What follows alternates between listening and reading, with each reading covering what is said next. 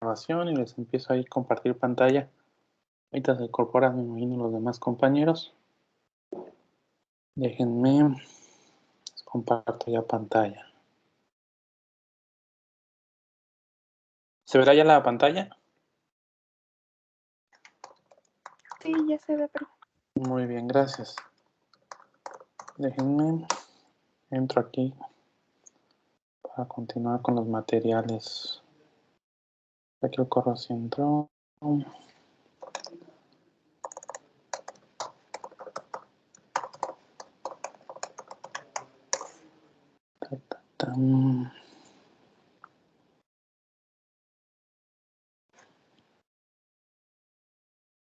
Bueno, vamos a continuar con el material que no alcanzamos a ver la clase pasada, referente a la evaluación que les hacía de base de datos para sistemas embebidos. Les coloqué este artículo, lo presentamos ahí en un congreso. Bueno, primero en una revista y no quedó, después fue un congreso. El de congreso es más reducido, yo espero que ya no tarde mucho en salirse ahí la publicación. El título del artículo pues es una comparativa de sistemas de base de datos para sistemas de medición inteligente.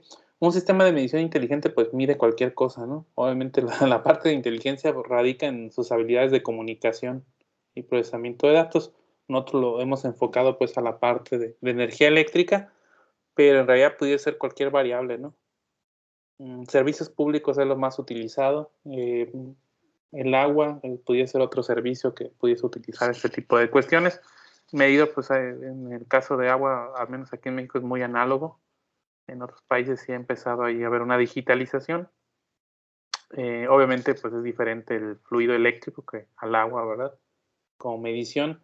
El gas también es un servicio que se puede medir con este tipo de tecnologías. Hablando pues de servicios públicos, también es raro el servicio medido que llega aquí en México, pero sí hay lugares donde les llega ese servicio. Lo más común es las pipas o los cilindros, ¿verdad? Ahorita que están de moda. Pero esto mismo pudiese ocurrir en la industria para, por ejemplo, hidrocarburos. Obviamente la parte de medición ya de la variable física, ahí se ocupa de técnicas de instrumentación electrónica. Eso es lo que habría que pues, medir de forma distinta, ¿no? Lo otro pues es muy parecido, el reporteo, utilizando obviamente sistemas de información y base de datos, y les explico un poquito ahí la evolución de los modelos existentes. Creo que esta parte ya en el artículo de Congreso, como ese es de 8 hojas y el del artículo era 5, creo que se tuvo que rasurar ahí bastante información. Pero bueno, viene a colación a lo que hemos visto, ¿verdad? Habrá modelos muy basados pues en la parte física, ¿verdad? Archivos planos, por ejemplo, algún formato, ¿verdad? Hay un estructurado que estuvimos viendo de CSV, JSON. Realmente muchos, aunque tienes una estructura, lo siguen considerando archivos de texto. Sí habrá algunos archivos en la parte binaria, ¿verdad? Sobre todo de índices. Pues muy común que algunas aplicaciones de archivo utilicen algún otro formato para gestionar índices. Es últimamente como poco transparente para el usuario o muy transparente para el usuario, y obviamente esa parte se oculta mucho en los sistemas de gestión de base de datos, pero tendrían que tener ahí estructuras pues para ayudar en la búsqueda, ¿no? De hecho, técnicamente los gestores de base de datos no crean índices así de forma predeterminada. Por ahí pudiesen optimizarlos y hay que forzarlos, ¿no? Entonces tienen una instrucción create index en muchos casos en SQL. No estoy seguro si la instrucción sea estándar, pero sí lo manejan muchos manejadores. Y lo otro pues viene ya modelos más basados en lógica, ¿va? XML que estuvimos ahí trabajando, modelos entidad, atributo, valor. En realidad hoy en día es lo que se le llaman key value, que sería una especie como de documentos, ¿va? Aunque el formato de documentos pudiese tener alguna otra estructura, particularmente JSON podría entrar aquí, orientado a objetos, entonces sí se pueden guardar objetos y serializarlos después, ¿verdad? Como instrumentos. El caso concreto, hoy en día casi no lo utilizan, ¿verdad? Porque depende luego a veces mucho de la arquitectura computacional, y formatos como JSON hacen este mapeo, ¿verdad? A final de cuentas lo que te interesa es un objeto, obviamente está en medios de archivo de texto plano y se puede ahí recuperar.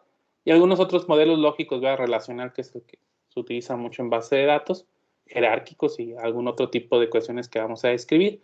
Y aquí les empiezo a platicar más o menos de ese panorama de herramientas. Digo, hay una presentación, por eso me salto aquí algunas cuestiones, y algunas cosas están como muy enfocadas a la parte esta eléctrica. Ahorita discutimos esta arquitectura.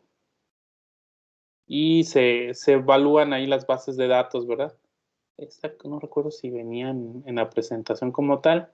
Esa sí se rasuró un poquito, pero bueno, se ubicaron en muchos esquemas ahí de base de datos. Muchos de ellos pues corren nada más en la nube, otros van a correr en el dispositivo, que sería la parte esta de Mevido o Edge, y algunos se pueden manejar. Aquí, bueno, son trabajos que se citan en la literatura y se revisa, ¿verdad?, qué manejadores de base estaban utilizando y qué tipo de orientación le daban en cuestión allá a los archivos, y se definieron unas métricas. Pero bueno, todo esto ahorita se los explico, pero bueno, la información a detalle estaría aquí en esta presentación. Pero en este archivo de artículo, la presentación debe ser esta. Es que estaba pesada.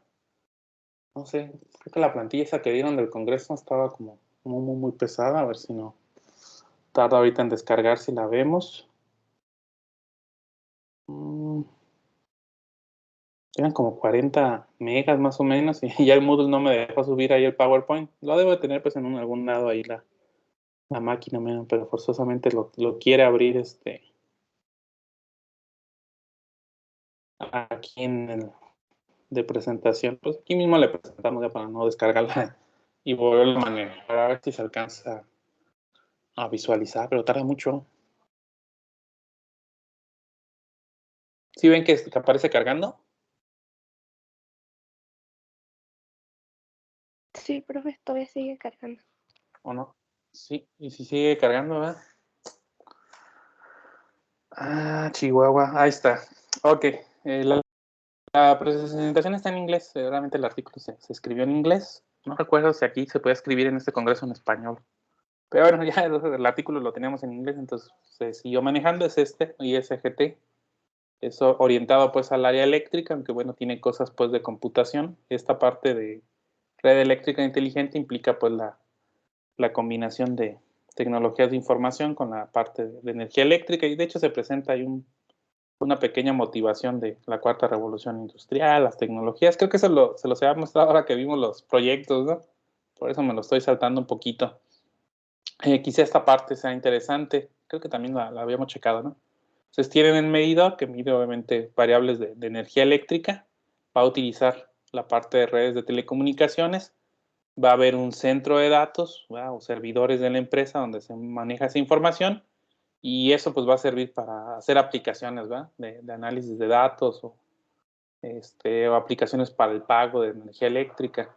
Hagan de cuenta, porque eso no es común en México, hay nada más algunos programas piloto, pues que ustedes para pagar la luz se tienen que esperar a que les llegue el recibo, ¿verdad? Y pues darse cuenta que subió mucho la factura en algunos casos, o en otros que sería cuestión que tuvieran pues un control así como muy manual, ¿verdad? Checar la lectura que hay aquí. Digo, cuando son digitales no hay bronca, cuando son esos análogos pues hay que estarle leyendo ahí a cada una de las manecillas, ¿no?, que vienen en el medidor, y decir, pues estaba en 4500 y pues ahora está en 4500, 45.678, pues la diferencia son 678, ¿no?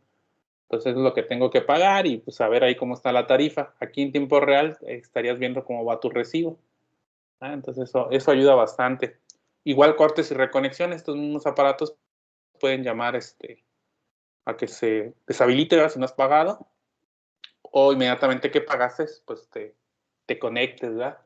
Eso hoy en día pues lo hace un operador manual, ¿verdad? Entonces van y los cortan, ahí sí son rápidos, y para reconectarlos pues ya depende ahí de los horarios, ¿verdad? Entonces ya si es tarde y no la ruta que está manejando ahí el operador de CFE, pues ya se tiene que esperar al día siguiente.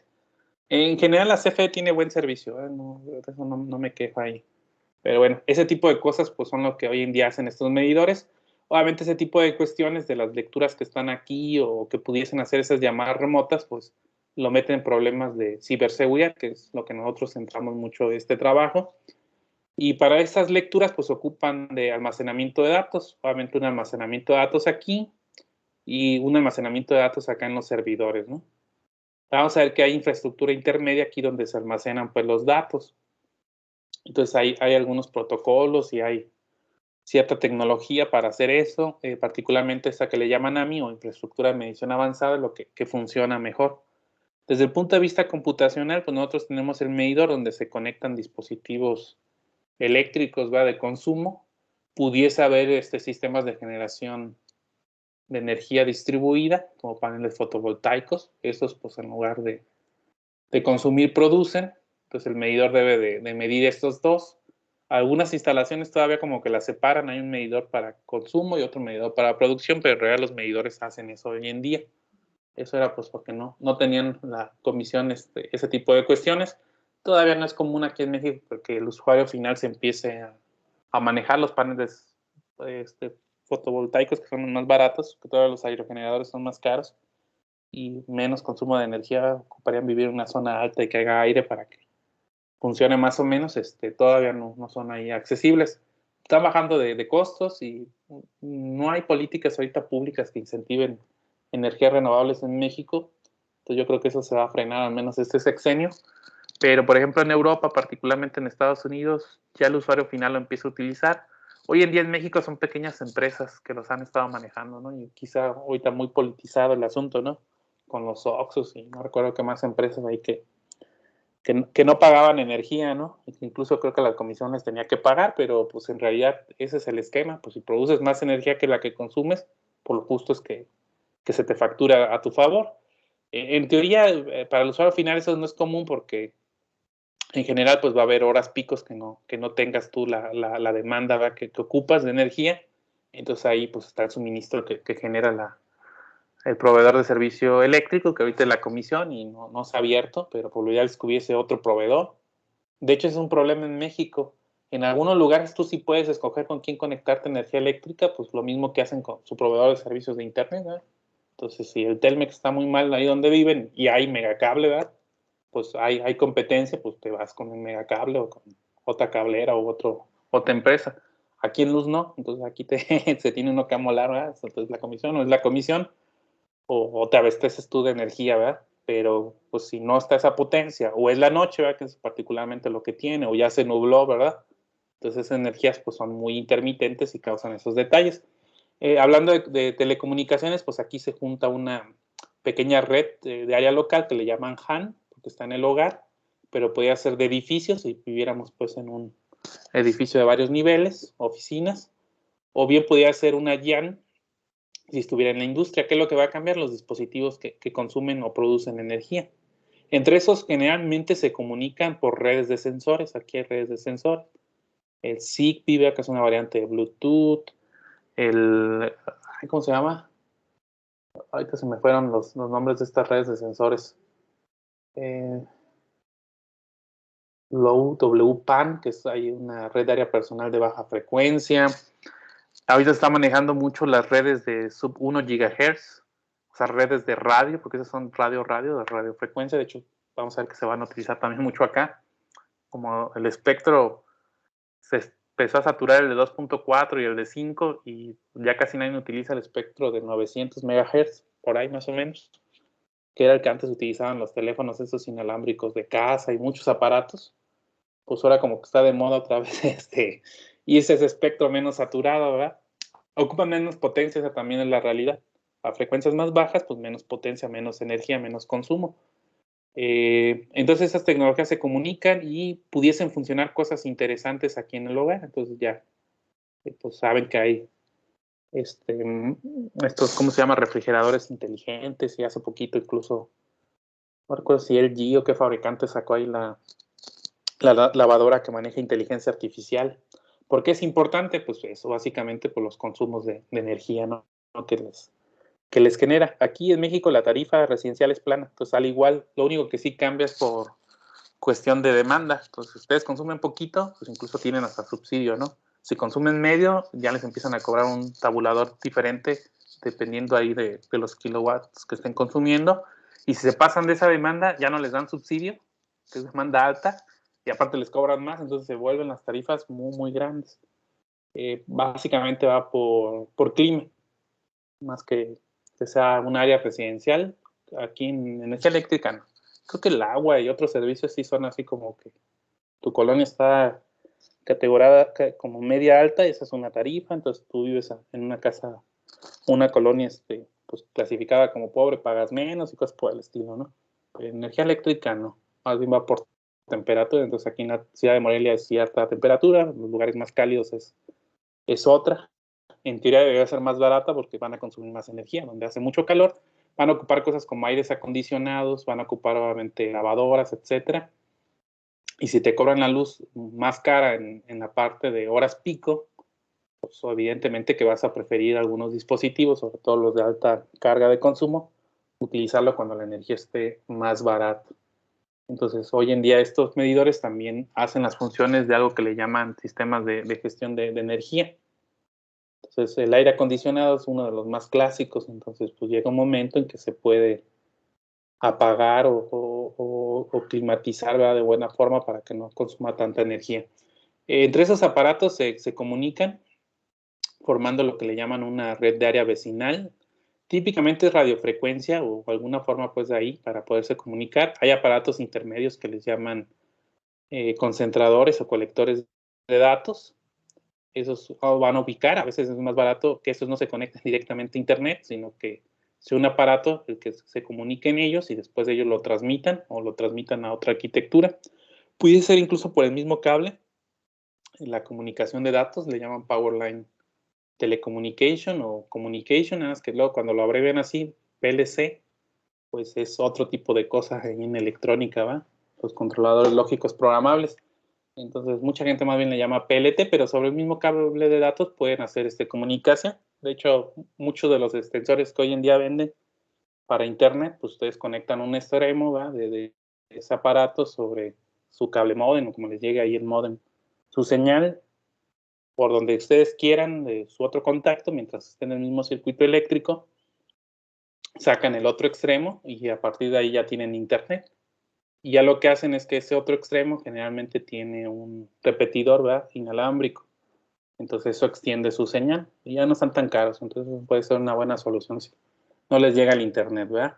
Y bueno, al final de cuentas va a haber aquí un sistema de gestión de datos de medición que le llaman aquí. Es particularmente el que se encarga de colectar los datos que llegan de los medidores e inclusive de los datos que no llegan de forma automatizada, ¿verdad?, que tuviese que hacer el lecturista, ¿va?, de la comisión de la empresa eléctrica ese detalle. Se forma esta arquitectura, entonces nosotros veríamos que al final de cuentas algunos dispositivos electrodomésticos y los mismos sistemas de generación de energía distribuida pueden tener bases de datos. El medidor va a tener una base de datos embebida pequeña, obviamente el concentrador de datos que concentraría información de otros medidores, ¿va? Incluso esta cadena pudiera ser más grande. Se forma una red que ya no vimos, realmente es una red de área amplia, WAN la llaman, o FAN. Quizá la única característica aquí, estas redes de área de campo, es que como pasan por líneas de transmisión y distribución de energía donde hay altos voltajes, pues son equipos de uso rudo, pero en realidad pues son redes de área extensa, ¿no? Para no entrar hacia mucho detalle. Y ese sistema de datos de medición o MDMS se conecta ya a otros sistemas de información, entonces particularmente el de facturación. Hay un sistema de desconexión, también ahí pudiese manejarse ese tipo de eventos o características. La tendencia es que vayan también a sistemas de información geográfica para que sepan dónde está cada transformador, cada medidor, todo ese tipo de cuestiones, ¿verdad? Y no vaya a haber ahí problema. Sí venía ahí, nosotros lo que hicimos fue identificar bases de datos, ahorita vemos ese resumen. Diseñar nuevamente el hardware del medidor, pues les decía, básicamente es una placa Raspberry con otra tarjeta que se llama Smart Pi. Definimos ahí un esquema de base de datos, realmente fue muy simple. Obviamente eso se repetía ahí con cada base de datos, porque sí hay variantes entre los modelos. Cada modelo pues tiene un formalismo, ¿verdad?, sobre todo matemático, para determinarlo, y sobre eso pues ya evaluamos en base a métricas. Entonces nosotros lo que hicimos fue ver qué aplicaciones había hoy en día en esos sistemas y qué se pudiese hacer en un futuro, que la idea es que ese medidor pues haga más cosas, ¿va? Y sobre todo a medida que el hardware de los sistemas embebidos de Internet de las Cosas tiene más capacidad, pues que no nada más esté ahí como para medir, portar el dato, sino que pudiesen hacerse pronósticos en el mismo dispositivo o ayudar a otro tipo de cuestiones, ¿no? Nosotros evaluamos modelos de base de datos, no son los únicos. Hay algunas características, particular MySQL, Postgres, SQLite, de Round Robin Database también es utilizado. tienen sus ventajas y desventajas. No viene esta otra parte, entonces ahorita les platico. Y de las partes no relacionales tratamos de escoger estos que tuviesen alguna relación. Aquí no hay problema, estas son las bases de datos tradicionales. Todas estas bases de datos corren bien o mal en la parte de los dispositivos embebidos, particularmente en Raspberry, modelo 3B que fue el que se utilizó. Algunos ocupan ahí algunas adecuaciones. Esto está como muy estandarizado ya, MySQL y Postgres, ventajas que tienen ahí los manejadores. Esta pues la base de datos que hemos estado viendo en estos días, ¿verdad? SQLite basada en archivos, muy común en dispositivos embebidos. Y esa de round robin, yo creo que no la han utilizado. Antes utilizaban mucho algunos monitores de red, software, para guardar datos. Esta, a final de cuentas, es una pequeña base de datos. Ya no estoy seguro si en archivos, ya tiene rato que no lo manejo. Habrá que ver ahí la estructura interna de almacenamiento físico.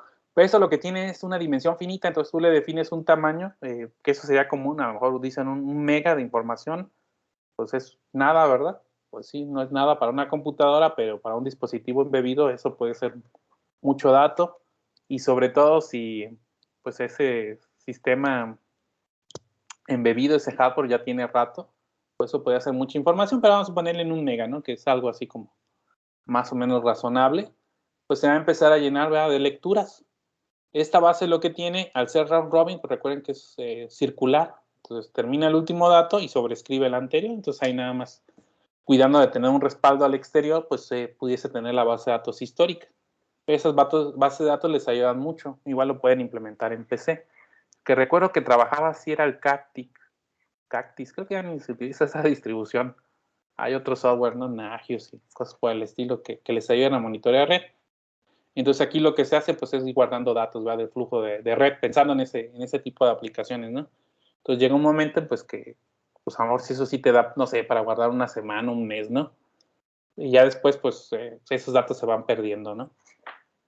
Algo similar ocurre, aunque no estoy seguro porque no he hecho yo ese tipo de aplicaciones, pero ahorita están haciendo muy de moda con estos sistemas de vigilancia, ¿no? Con las cámaras. Entonces, pues aunque le metan un disco duro grande, ¿verdad?, que pueda tener 1 terabyte, pues el video les consume bastante. Y si ustedes lo van a estar guardando en esos grabadoras, ¿verdad?, como para tener ahí el respaldo, pues les dura, no sé, 3 días, 5 días. Generalmente así lo miden, ¿no? 15 días. Entonces, pues al final de cuentas ese dato se termina el video y si no hiciste un respaldo, pues sigue, ¿verdad?, el sistema de archivos ahí circular. Es donde he visto que hoy en día se sigue utilizando eso, ¿verdad?, por el tamaño. A lo mejor para esto de lecturas de medición, pues los espacios hoy en día de almacenamiento en estas placas son grandes, a comparación, pues les digo, pues de hace algunos años y pues no tan caros. Estas bases de datos, por Redis es Parvalor, MongoDB es de documentos, Cassandra es de columnas. Vamos a ir profundizando eso un poquito más adelante aquí en el curso. A instalar, pues no todos, porque no creo que nos dé tiempo ahí para ver tanto tipo de base de datos, pero sí algunos de estos, particularmente este. Habrá que ver el de Cassandra si no se pone ahí complicado al instalar. Este está basado en grafos, entonces otra forma de manejar datos, es muy para datos semánticos. Redes sociales a lo mejor se puede modelar así. Y ese es para series de tiempo, el InfluxDB. Entonces, esta es una base de datos muy optimizada para estar guardando pues una estampa de tiempo y un valor o valores ahí de sensores, ¿no? Todos son software libre o tienen versiones software libre. Ya te empiezan a vender aquí soluciones, ¿no? Esta. No recuerdo si MongoDB, Redis, pues sí, también tiene ahí sus cosas, ¿no? Esas pues no se digan. Aquí realmente se debería ser MariaDB la parte libre, ¿no? Bueno, les platiqué de eso. Y así ya importante ya para terminar el rollo y ya centrarnos ahorita en la práctica. Nosotros definimos esos como criterios, es parte ahí del artículo, dando esa revisión a la literatura y viendo las aplicaciones que se ocupaban, pues definimos 7 factores. Uno es la capacidad de almacenamiento, otro la capacidad de recuperación, ¿verdad?, en cuestión de almacenamiento, de recuperación de información. Aquí está repetido. Sí, eso me llama la atención. Copié y pegué, ya no le cambié. Habría que checarle aquí. Ahorita lo vemos por los factores.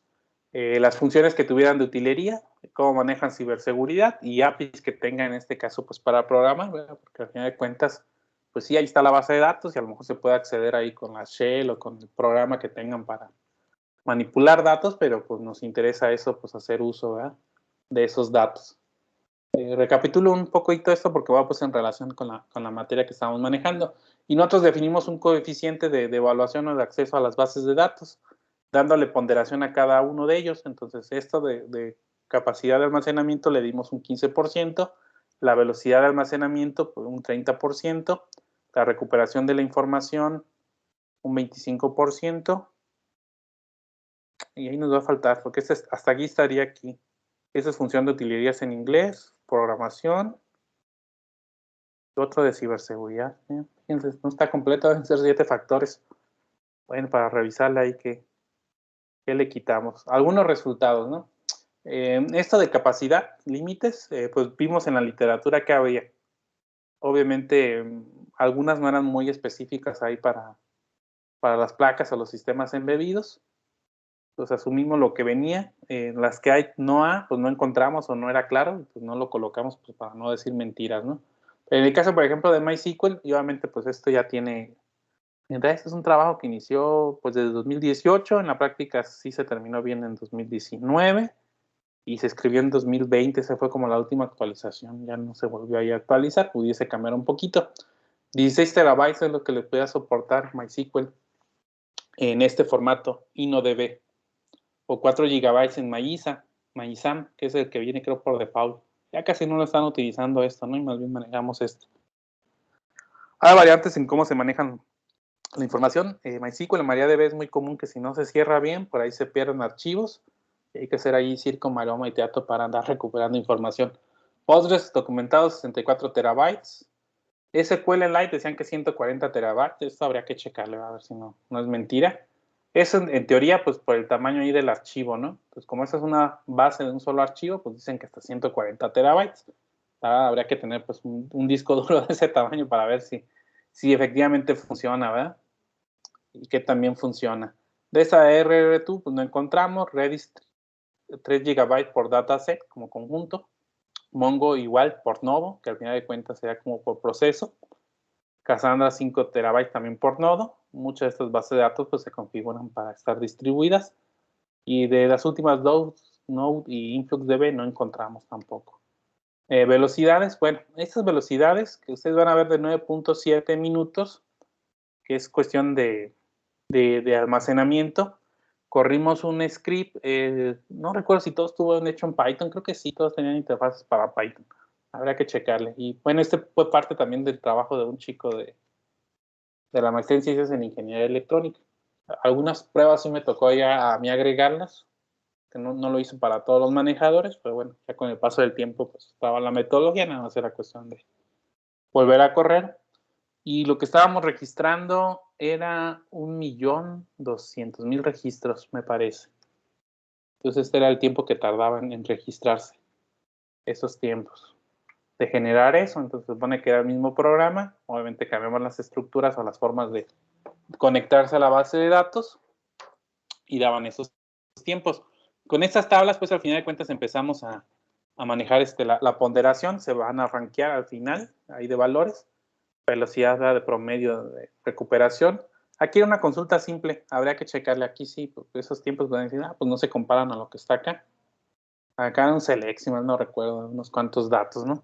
Pero sí se estresaban unos más que otros, ¿verdad? Entonces hay base de datos ahí que no tenían eso. De lenguajes de programación, pues la gran mayoría soporta bastantes lenguajes, ¿verdad? Ahora sí que ya depende ahí de gustos. Sí hay unas más limitantes, ¿no? Como Cassandra, por ejemplo, ¿no? Está muy ligada a Java, ¿verdad?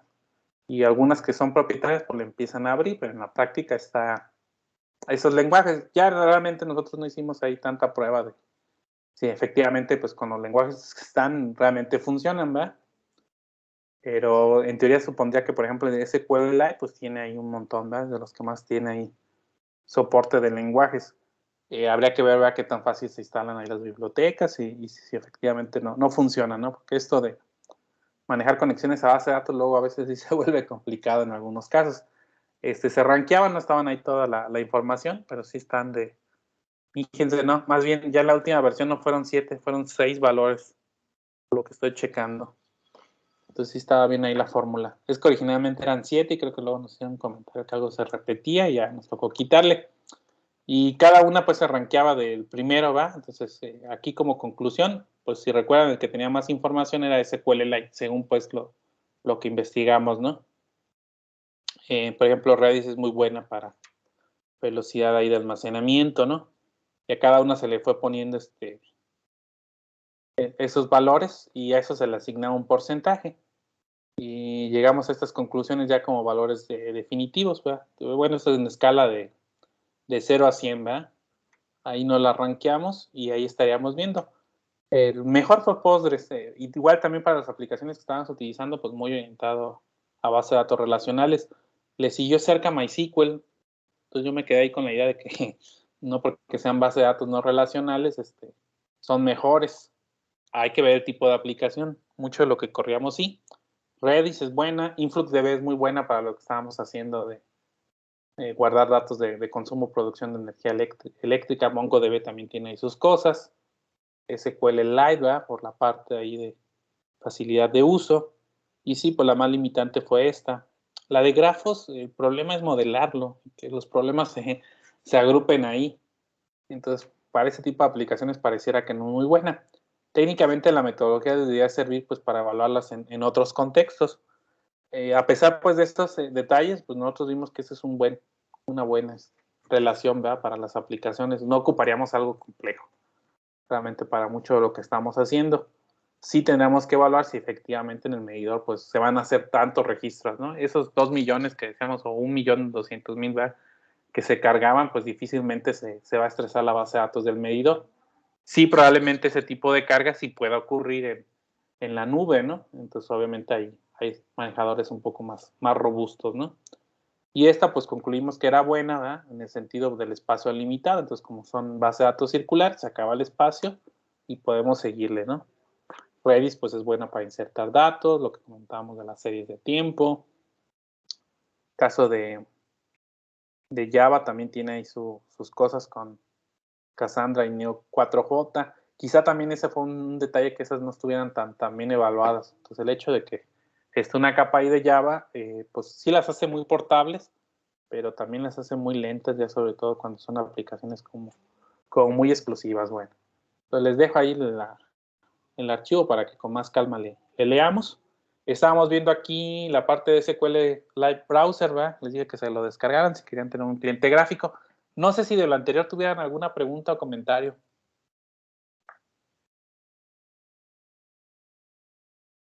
No, profe, todo bien.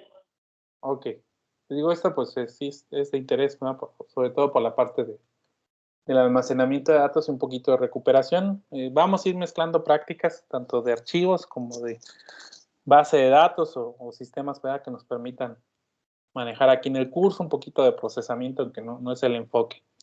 Esa SQLite Browser ya me la descargué. De hecho, creo que no les alcancé a subir la base de datos que estuvimos trabajando. Ya cuando lo tienen, déjenme ver si ya la reconoce.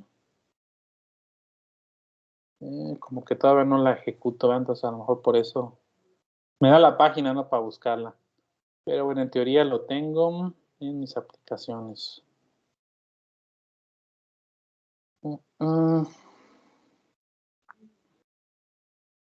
Ay, ¿no la copié o qué? Chihuahua. Pone que la había arrastrado. A ver, aquí en descargas. Pone que este fue el disco. No, está raro. Bueno, a ver, les muestro. Supone que aquí está y supone que le hice así arrastrar. Y sí, miren, sí está. Ah, se llama DB Browser. No hay mucha lógica aquí en instalar aplicaciones para Mac. Pero como no la veía, dije, no, pues yo recuerdo que lo hice. Como anda a la carrera, dije, bueno, nomás me quedé.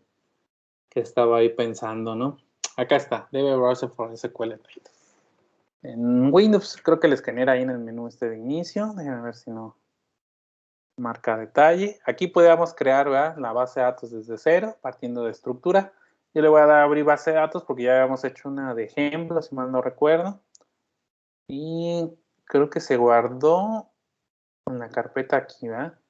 Debe haber una en descargas porque recuerdo que hicimos una copia, ¿verdad? Para luego abrirla en línea de comandos. Le damos aquí a abrir, tiene 8 kilobytes.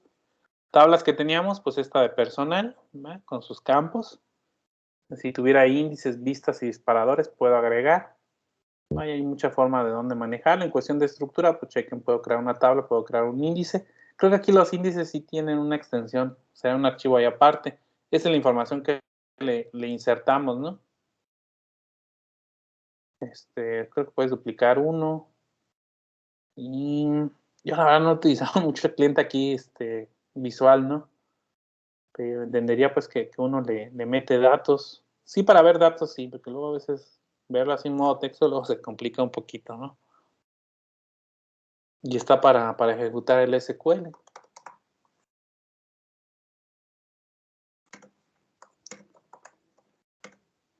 Y sí, más o menos reconoces la información, ¿no? Acá está el resultado. Ok, bueno, sea con calma ahí buscarle. La verdad, pues no debe estar difícil ahí que le agreguemos cosas, ¿no? Nuevamente, aquí en la visualización. Ahí está, ¿verdad? De agregar. Lo puso en nulo.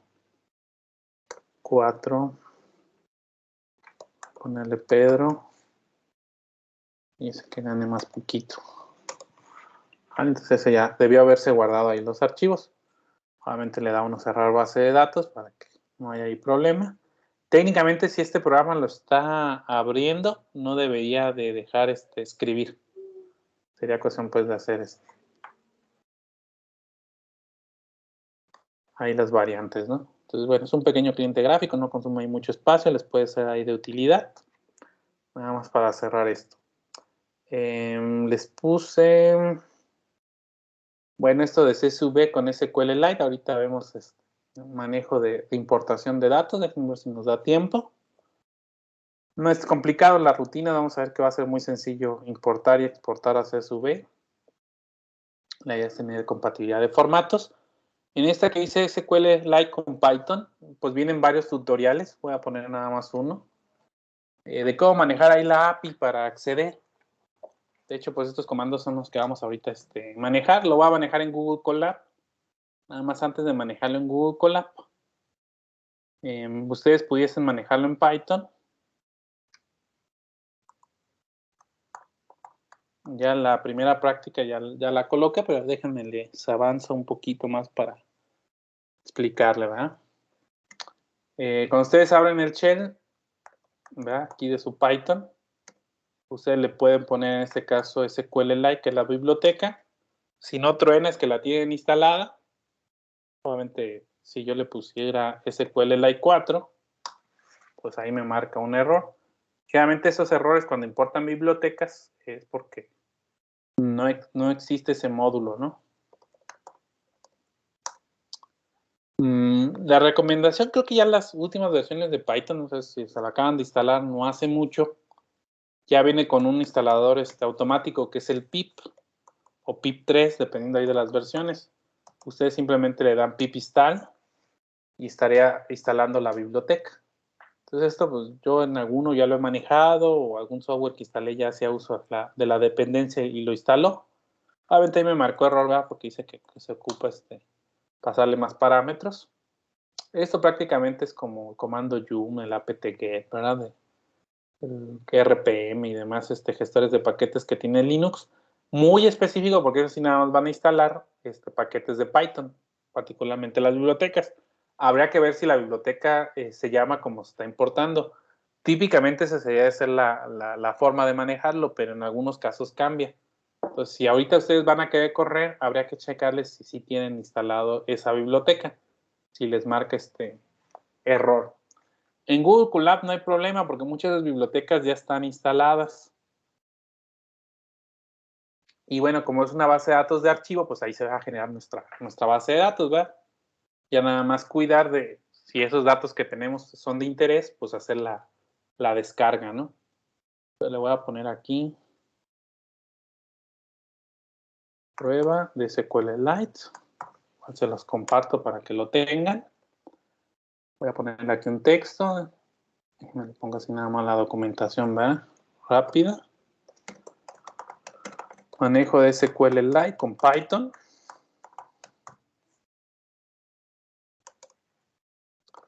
Se utiliza la biblioteca SQLite 3 para acceder a esta base de datos. La verdad está muy sencillo manejar esta base de datos en Python y particularmente en SQLite. Entonces quedamos que es esta, import SQLite 3. Cuando ustedes la hacen así, ustedes tendrían que darle siempre este nombre de paquete o de objeto a las funciones que están manejando, ¿vale? A veces lo que se hace en Python es colocar aquí un alias. Ahorita lo voy a dejar así, no hay mucho problema. En muchas ocasiones eso se suele abreviar, ¿no? Entonces ahí lo estamos corriendo. De repente tarda un poquito ahí en lo que cargan, ¿verdad? Después lo que hay que hacer típicamente, siempre en base de datos, pues hay que abrir una conexión, ¿verdad? Entonces eso siempre tengo que indicarle aquí cómo manejarlo. Muchas de las bases de datos que le digo que manejamos pues son cliente-servidor, ¿verdad? Entonces hay que indicarle dónde está el servidor de base de datos.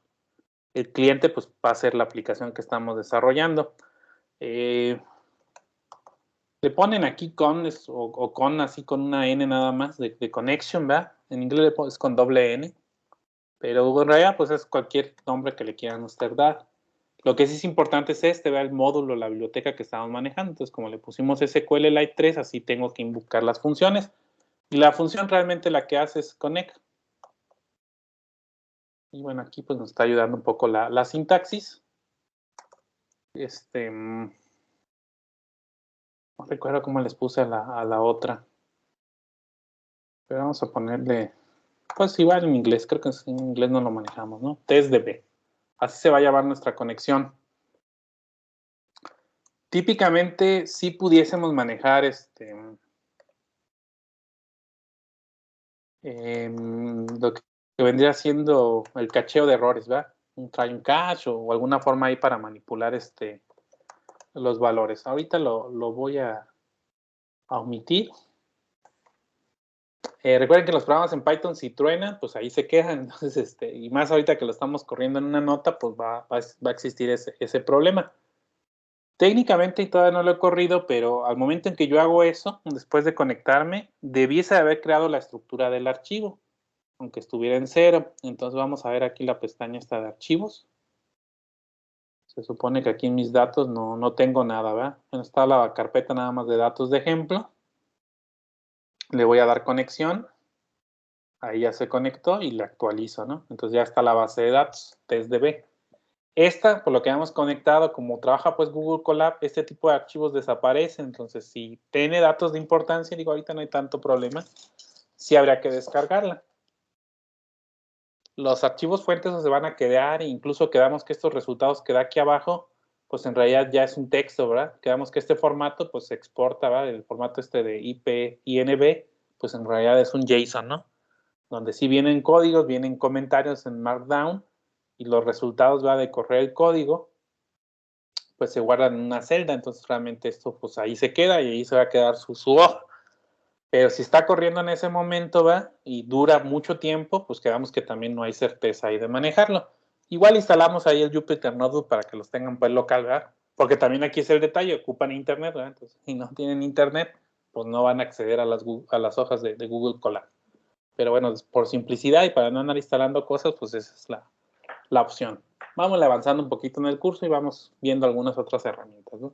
Ahorita lo que es de interés, pues es conectarnos. Ya teniendo la conexión, voy a agregar aquí más texto. Típicamente lo que nosotros hacemos es ejecutar comandos.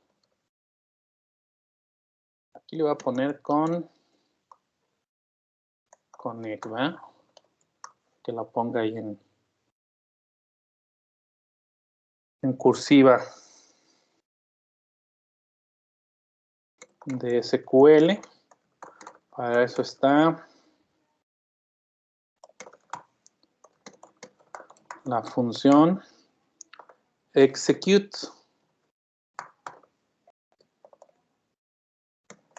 donde el argumento es una cadena de texto, un string, con la instrucción de SQL.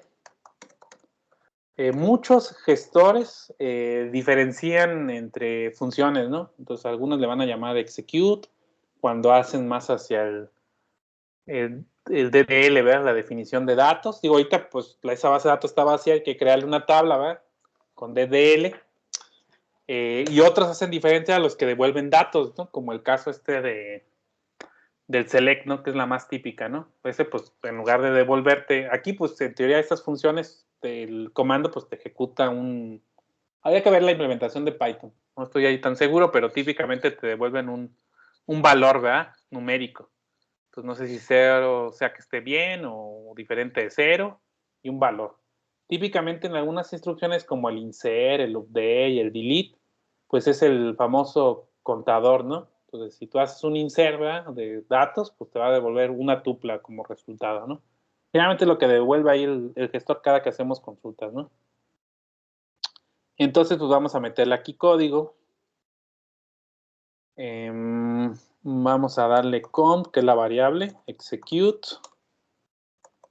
Y vamos a colocarle aquí la instrucción. ¿Puede quedar en una sola línea? Yo la voy a serializar, ya me entró dudas si con los 3 comentarios así funciona, sí. Para que quede pues sangrada o indentada, ¿verdad? Si ustedes no hacen ese tipo de cadenas, pueden ser comillas dobles o comillas simples, ¿verdad? Como si fuera un comentario, pues les va a marcar un error, porque en teoría no pueden tener más de una línea, ¿verdad? En otras instrucciones. Entonces aquí le vamos a dar una tabla, si no existe. Le vamos a poner un nombre a la tabla. Ahora le vamos a poner alumnos, ¿verdad? Para variarle. Creo que aquí sí hay diferencia entre minúsculas y mayúsculas, ¿sí? Habrá que checar. Ya me entró esa duda, ¿no? Y aquí vendrán los tipos de datos. Al final voy a ponerle, me parece que sí va punto y coma, no estoy seguro. Ahorita lo checamos. Vamos a ver si no truena. Y vamos a agregarle ahí algunos campos, ¿no?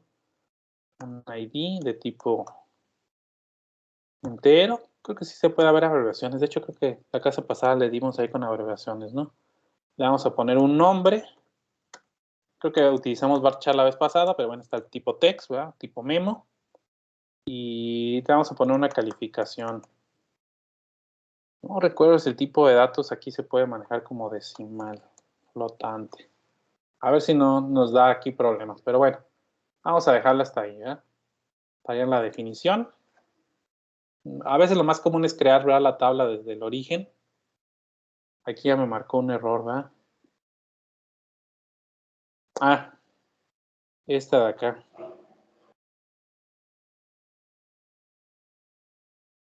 Es la que veo que... La otra es que este campo no jale, ¿verdad? A ver, lo voy a poner como entero. No recuerdo si es float doble. Ok, entonces no es por el tipo de datos. Eso sí es un hecho. Entonces sí es la cadena esta. Déjame ver si pasándola acá arriba, eso funciona. No. Los 3 caracteres. Oiga, profe, Sí. que al momento de crear la tabla, en lugar de no es not, con T. Ah, sí.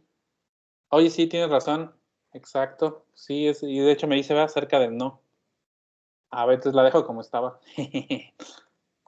Sí, gracias compañero por la observación. If not exists, tiene razón el compañero. Y sí nos pone aquí, ¿verdad? Sintaxis cerca del no. La verdad no leí ahora el comentario.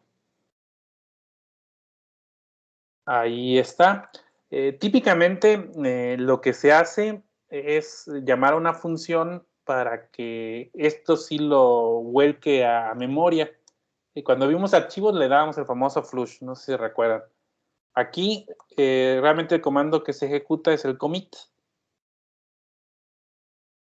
no hay garantía que eso se guarde ahí en memoria, el manejador ve cuando hay, entonces aquí lo forzamos a que efectivamente haga ahí el flujo, ¿verdad? No devuelve, habría que checar aquí la estructura, pero pareciera que ya la creó. Evidentemente no tiene datos, igual pudiésemos ponerle, de ahí no pasa nada, la va a estar borrando, ¿verdad? Si no existe, la va a estar borrando. Si ya está, pues simplemente la ignora, ¿verdad? Como estructura. Entonces eso permitiría que le fuéramos agregando más y más datos, ¿no? Cada que la corramos. Ahorita la checamos, a ver si es cierto. Entonces, tabla creada con éxito. Para que se quede ahí la documentación. Lo siguiente que hay que hacer, hay que poblar la tabla con inserts. Entonces vamos a hacer algo similar. Y lo que les comentaba, entonces aquí no hay diferencia, de hecho voy a copiar más o menos esto. ¿Qué teníamos que hacer? Pues un insert into, ¿verdad? Eso ya lo hicimos directamente en comandos del manejador, ¿no? Insert into alumnos. Y hay que ponerle valúes, ¿no?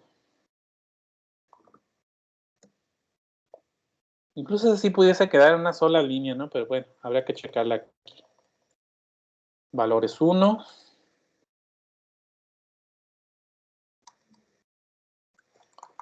Juan. Y ya quedó en mayúscula, bueno, dejamos eso.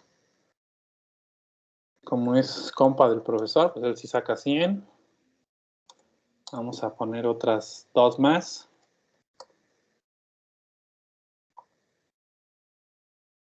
No hay Saúl aquí, ¿verdad? Bueno. Entonces cae mal el profe y pues va a sacar un 50. Y finalmente vamos a poner una chica. María, pues le echó ganas. 90. ¿Vale? Entonces están estas tres, igual que la anterior. Yo le doy un commit. Y en teoría esas tres pues debería de obligarse o forzarse. Igual le voy a poner, igual que las otras, pues un comentario, ¿verdad? Se insertaron datos. Debe regresar valores, habría que identificarlo ahí, si se hizo ahí con éxito. Nos marcó ahí algunos detalles, ¿verdad? No search column Juan.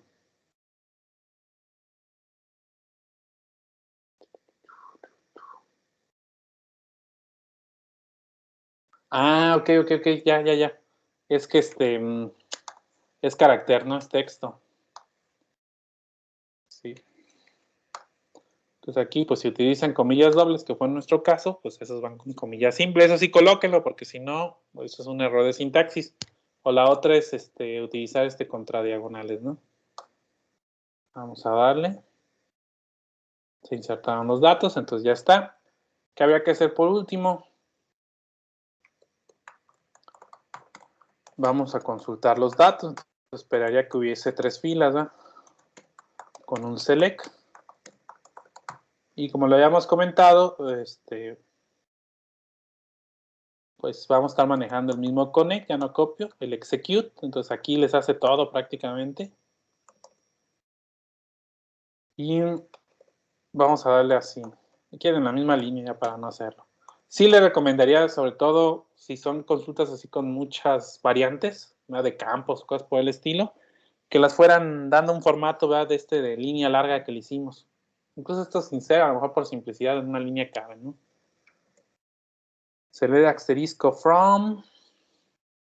La tabla le pusimos alumnos. Alumnos.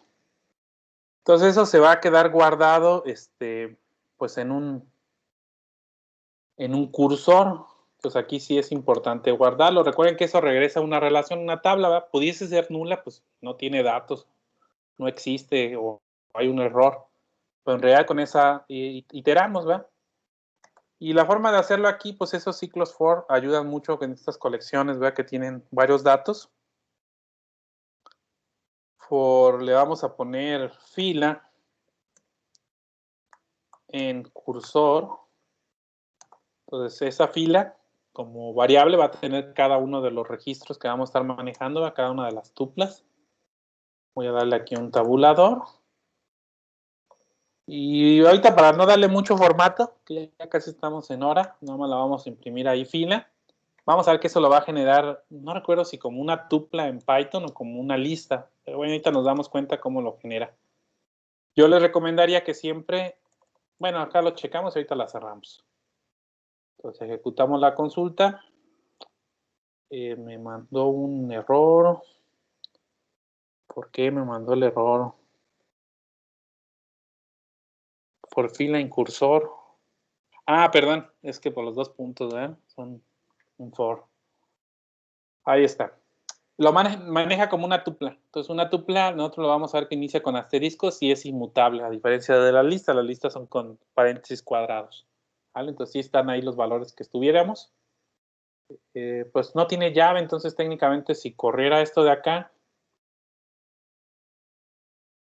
pues debería otra vez de generarnos esos datos duplicados. Luego es una bronconona, ¿no? Pero ahí están nuestros 6 valores, nada para demostrar que seguiría funcionando ese código y de las ventajas que tiene correrlo en una nota, ¿no? No sé si a la hora de borrarlos pues haya algún detalle, pero bueno, siempre que tengan un registro duplicado, eso pues es mal, ¿no? En una base de datos relacional. Por último, vamos a darle texto aquí. Cerramos conexión, ya cuando no se utilice. Explícitamente creo que no la cierra, entonces pues nada más démoslo con .close, ¿verdad? Y ahí ya estaría liberando memoria. ¿Tuviesen preguntas hasta aquí, chicos? Voy a descargar ese archivo, por lo que les digo, luego se pierden, vamos a tener ahí de referencia que sí la generamos y ya luego, incluso creo que ya miren, por default me asoció la extensión db con el SQL Browse y aquí pues si le doy Browse Data deben estar los registros, ¿verdad? Con esos valores, no hay llave primaria definida, ¿verdad? Y que no, bueno, que se autoincrementara, ¿verdad? Que sería ahí lo deseable, habría que normalizarle un poquito datos. Chicos, pues nos vemos mañana, si no hay alguna duda. Nos vemos, profe. Pues Sale, profe, cuídense nos mucho, vemos. Profe, nos provechitos si van a comer. Déjenme termino aquí de Gracias. grabar para que tengan ahí el archivo.